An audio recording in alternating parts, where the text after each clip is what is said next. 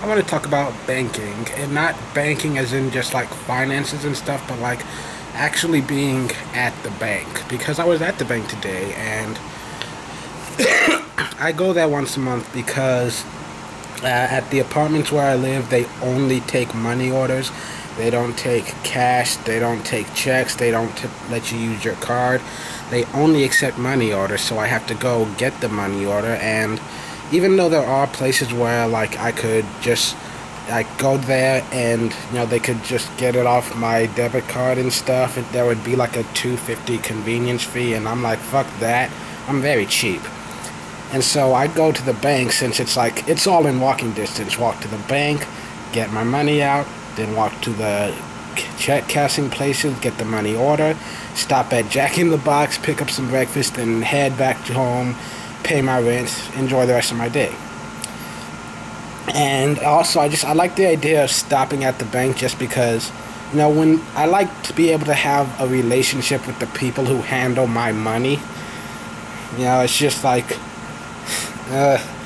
it gives me a sense of comfort in knowing that these people know who I am and know that this is my cash and stuff.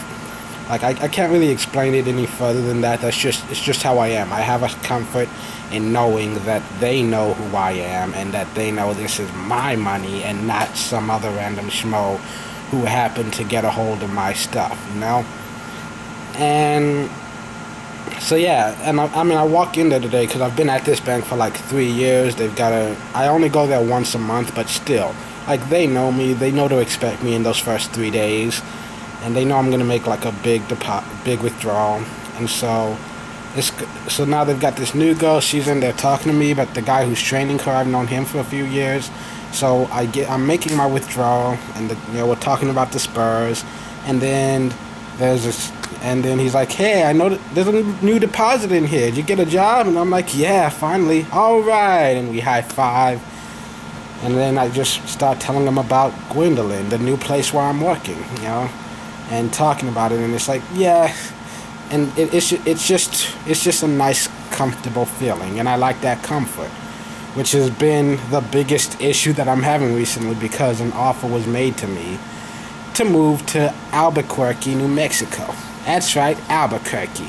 I have a friend who's from there and is gonna move back there because things just aren't working out here in San Antonio, and they've got all their family back in Albuquerque, and their dad's like in the hospital and dying, and like they want to be back with their family, and they like try to start over again.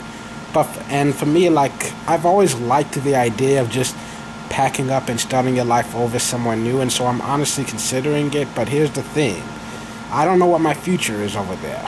I don't know what my future is over here either, but at least with here, there's some stability, there's some security. I have people I can rely on, I have things I can fall back on, and if I just pack up and move there, I just gotta, it's like being born again. Suddenly I'm in this whole new world where I don't know anybody, and I'm just trying to figure all this shit out, and it's too scary a thought. I don't like changes. So yeah, technically it's still a possibility right now, but like I'm like 98% sure that it's never going to happen. Like, I can't move to another city unless I know I have something waiting for me, like a job or a school or something like that.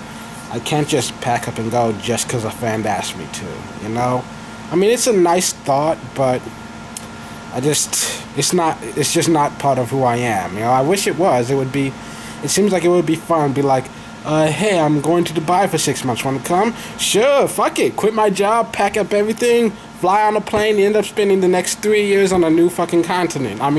It sounds like a fun, exciting, and interesting way to live your life, but it's just not me.